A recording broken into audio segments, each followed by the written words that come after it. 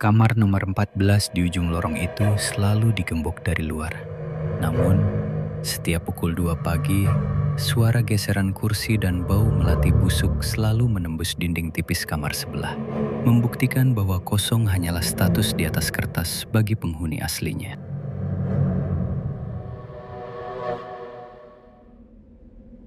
Ada alasan mengapa harga kosan Wisma Melati jauh di bawah standar pasar.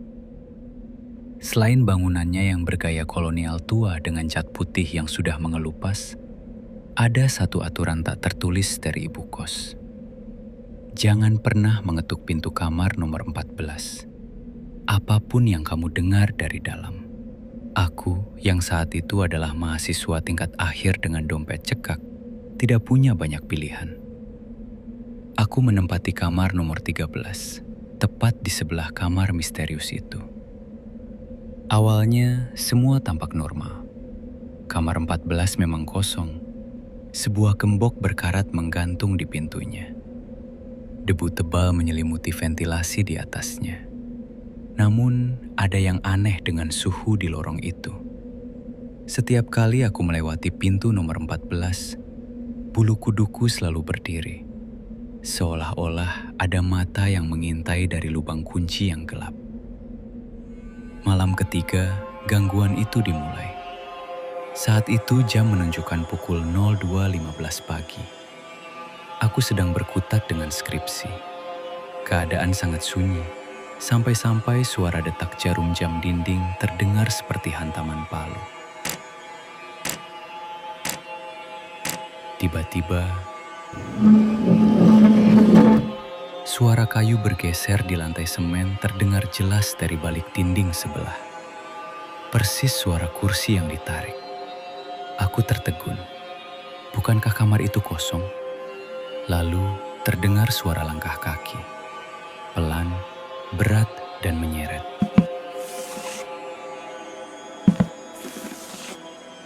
Langkah itu bergerak dari ujung kamar 14 menuju dinding yang berbatasan langsung dengan meja belajarku. Langkah itu berhenti tepat di balik tembok tempatku bersandar. Memasuki minggu kedua, gangguan suara itu diikuti oleh aroma yang tidak masuk akal. Bau melati yang sangat kuat, tapi bercampur dengan aroma daging busuk. Bau itu merembes melalui celah ventilasi. Malam itu, aku mencoba memberanikan diri.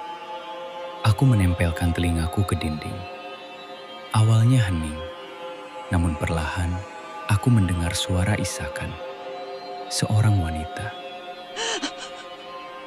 Suaranya halus, namun penuh penderitaan. "Tolong, buka," bisiknya.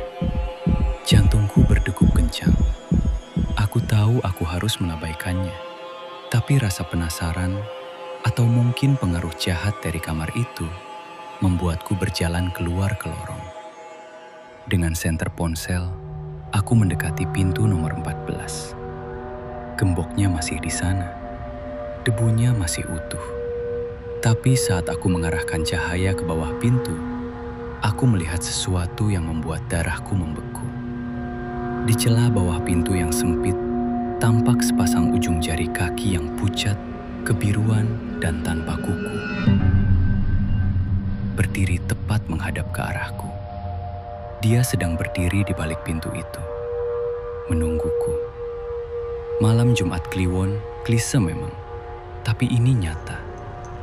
Hujan deras mengguyur kota. Listrik di kosan tiba-tiba padam. Aku menyalakan lilin di atas meja.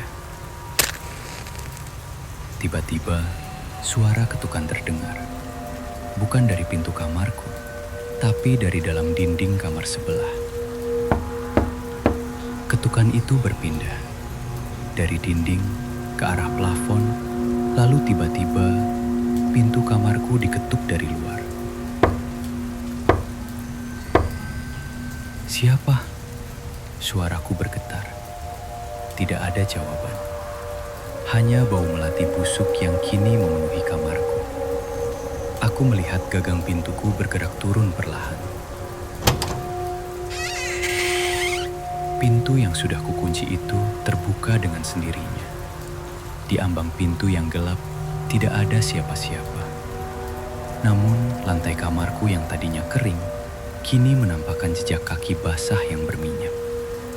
Jejak itu berjalan masuk menuju tempat tidurku. Aku mundur hingga terpojok di sudut ruangan. Lilinku padam. Dalam kegelapan total, aku merasakan hembusan napas dingin di leherku. Sebuah suara parau berbisik tepat di telingaku.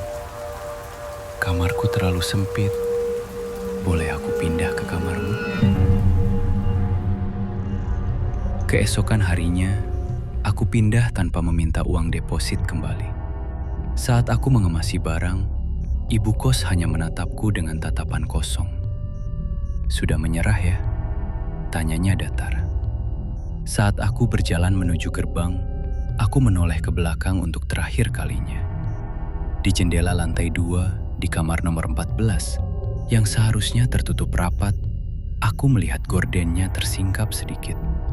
Sebuah wajah pucat dengan mata yang seluruhnya hitam menatapku, sambil memegang gembok yang kini sudah terbuka dari dalam.